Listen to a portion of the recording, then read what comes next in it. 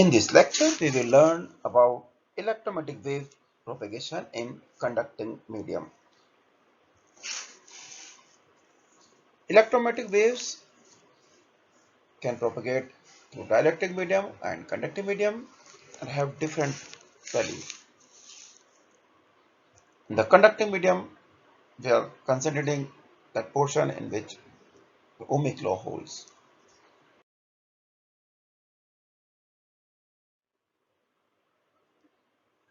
We have already discussed in the last lecture about reflection and reflection by ionosphere.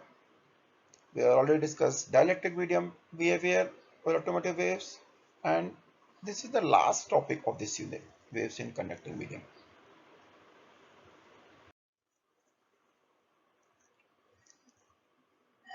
At the end of this lecture, we will learn about how electromagnetic wave can be work in conducting medium, solution of this equation, behavior of this solution, and skin depth.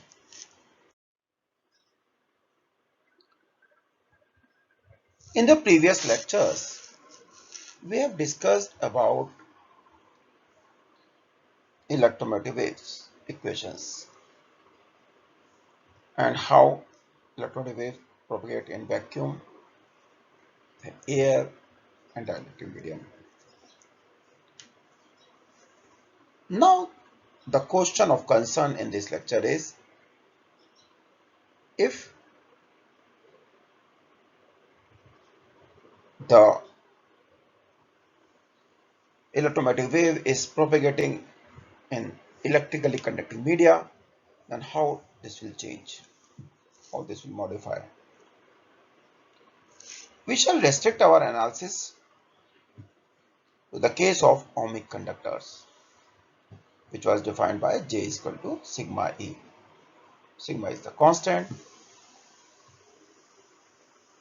also called conductivity of the movement.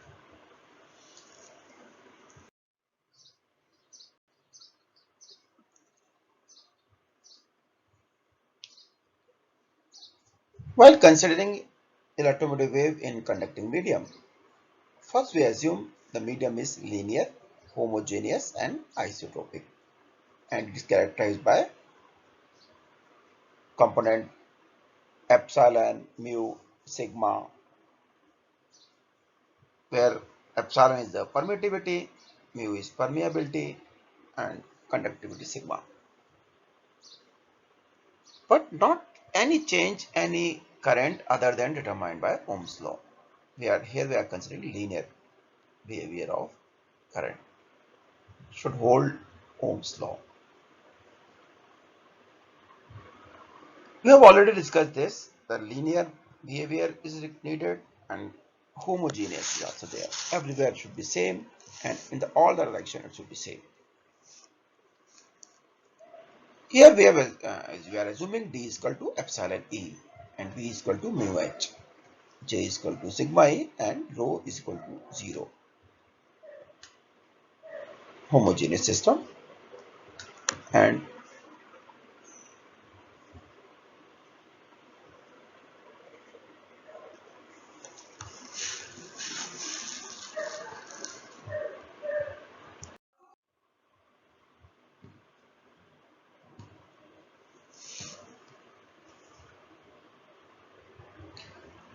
Maxwell equations del dot E is equal to 0 as we have considered in the last slide. If you have seen, rho is equal to 0, so del dot E is equal to 0. Del dot H obviously is equal to 0. This is due to non-existence of monopole. The third equation del cross E is equal to minus mu del H upon del T, and the fourth equation del cross H is equal to sigma E epsilon del E upon del T. It's called Ampere's law. So finally we are with all four equations. Whenever we discuss any behavior, first we need this equation, then we will move to formation of wave equation, then we will consider the equation in conducting medium. So these are the equations. Now take the curl of third equation. So this is curl of E is equal to minus mu del upon del T del cross H, and using fourth equation if we put the value of del cross H there, we will get del cross. You can put this value del cross H from this, from equation 4. This, if you use this is the value. And A cross B cross C, we use this formula here. A cross B cross C, del dot del of del dot E minus del 2E. And on the right hand side, you can write this epsilon sigma mu del E over del T minus mu epsilon del 2E over del 2. Now, as we have considered from in equation 1, del E is equal to 0. So this equation will reduce to del 2E minus mu, sigma mu del E over del T, mu epsilon del T over del T2. In the last slide, we have obtained equation for electric field. The same equation can be obtained for magnetic field also, and that is del 2H minus sigma mu del H over del T minus mu epsilon del 2H over del T2 is equal to 0. These last two equations are wave equations governing electromagnetic wave in homogeneous isotropic conducting medium. Now, with these equations, we will try to get the solution of the wave equation to study the behavior of this wave in conducting medium.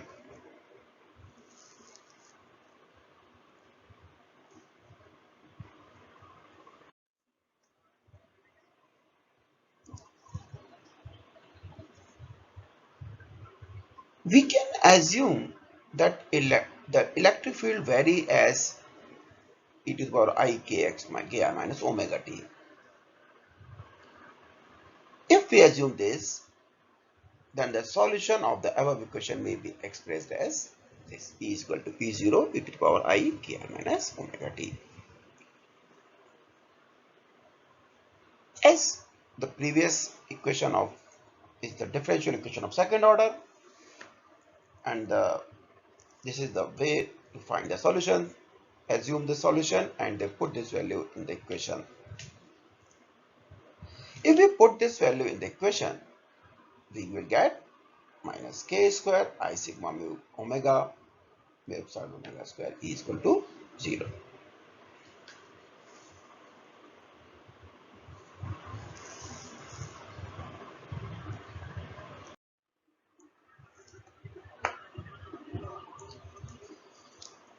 Now this can be solved as this: k square is equal to mu epsilon omega square 1 plus I sigma over omega epsilon. K is the complex quantity here and can be written as, it can be assumed as a consist of two parts, real part and imaginary part, and can be considered as alpha plus I beta. Alpha is the real part, beta is the imaginary part. And if you just square it, you will get alpha square minus beta square plus 2i alpha beta. And if we compare this,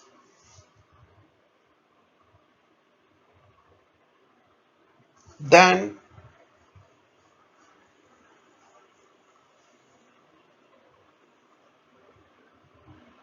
we can find that, suppose we just compare this with this.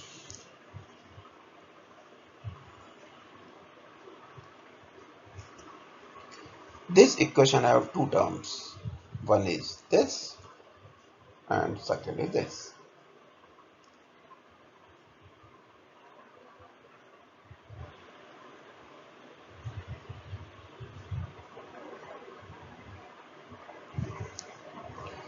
Now the first term is assumed as equivalent to alpha square minus beta square, that's mu epsilon omega square, and the second, which is mu epsilon omega square, and it is equal to 2I alpha b. Just see this, 1 omega will be cut and epsilon will be cut. So you will left here with mu omega sigma 2 alpha beta. Actually, we have divided here two parts, real and imaginary. Since we know that alpha square plus beta square whole square is the mathematical formula, by here we can calculate the value of alpha square plus beta square is equal to under root of something. Now we have the, in this formula we have this value alpha square minus square, and we also have the value of alpha beta here. This can be this. So we can calculate the value of alpha square plus beta square.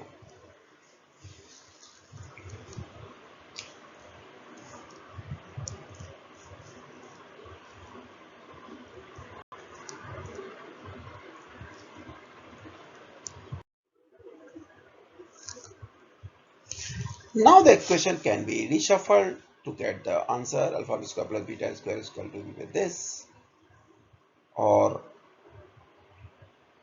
this can also be resolved in this way. Alpha square minus beta square is this second equation. Now if we add both, we will get the value of alpha and beta similarly. So if you just solve this, just as add it, you will get 2 alpha square, as this will cancel out this with this. 2 alpha square on the right hand side, we have this plus second term, and since mu epsilon 0 is common, this will be the answer, and you will get this. So finally you have the value of alpha this.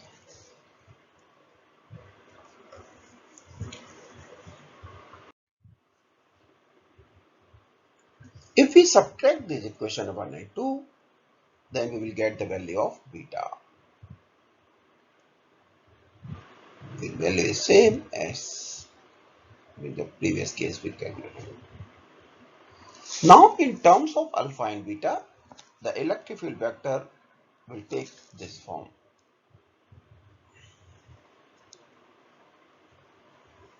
In terms of alpha and beta, we have changed our k values to alpha and beta. This is your electric field vector.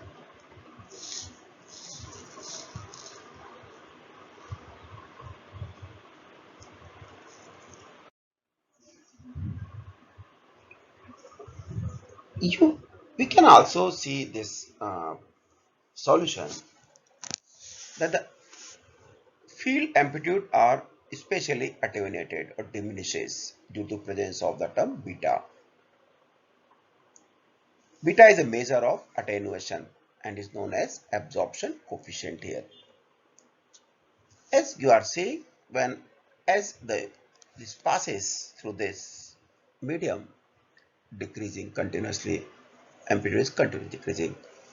Whenever electromagnetic wave pass through conducting medium, it continuously attenuated, and the electric field and magnetic field is a complex number.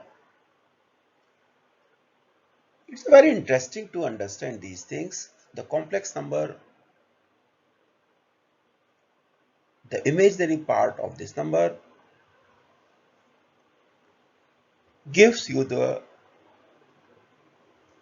idea of absorption coefficient. So the absorption coefficient can be calculated. The basic thing about these things are By analyzing these things, we can get the idea of reflections and transmissions, because this behavior is giving you the possibility of absorptions when field moves in conducting medium.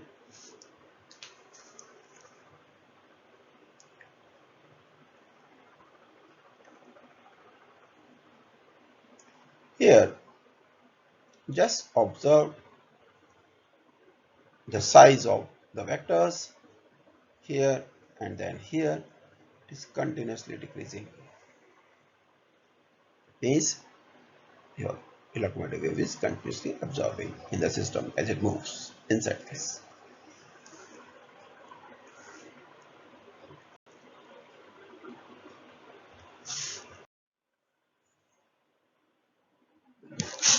Now,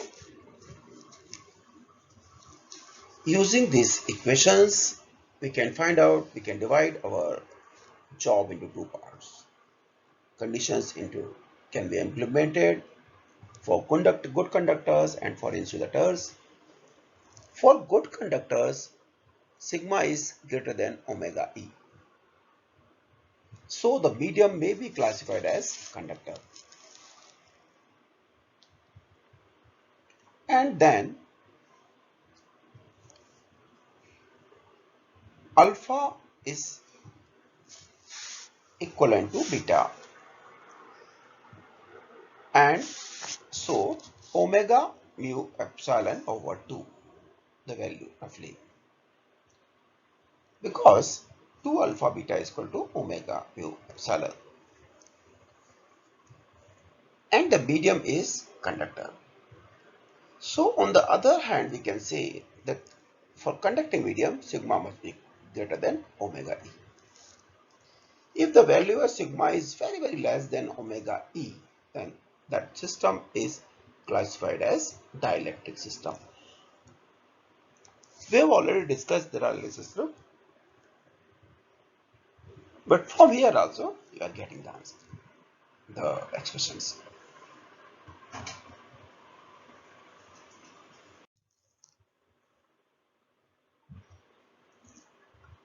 As we have discussed how much the electric field can move inside the system, inside the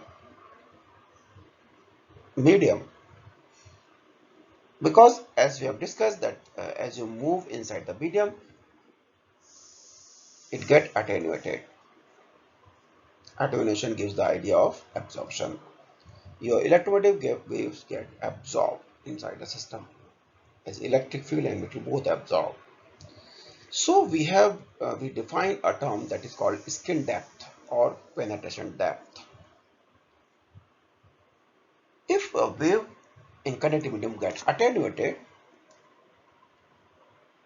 then it's used to characterize the system, then how much it can be go. How to compare the different waves which is attenuated in the system. So we define a system, the distance it takes to reduce the amplitude by the factor of 1 upon E.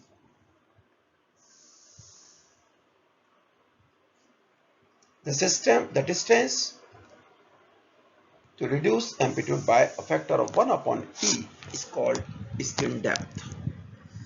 Skin depth we define for a metric system, and this gives the idea up to what the wave can penetrate.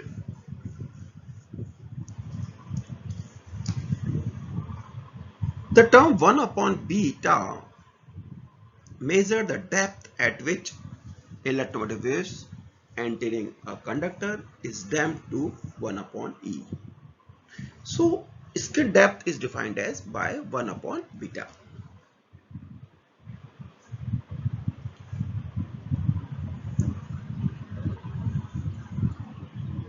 For good conductor, and the value will be 2 upon omega sigma. It is a measure of how far the wave penetrate into the conductor. So whenever we discuss the propagation of wave in conducting medium, first we start with the Maxwell equation, then we obtain the electromagnetic waves, and finally we apply the conditions for conducting medium to this wave to obtain the solution and screen depth. We use this term for conducting medium. Thank you. We have finished our unit, fifth unit, and all the series available, all the top topics are available online. So go through those and discuss the problems you may have. I always welcome your feedback. Thank you.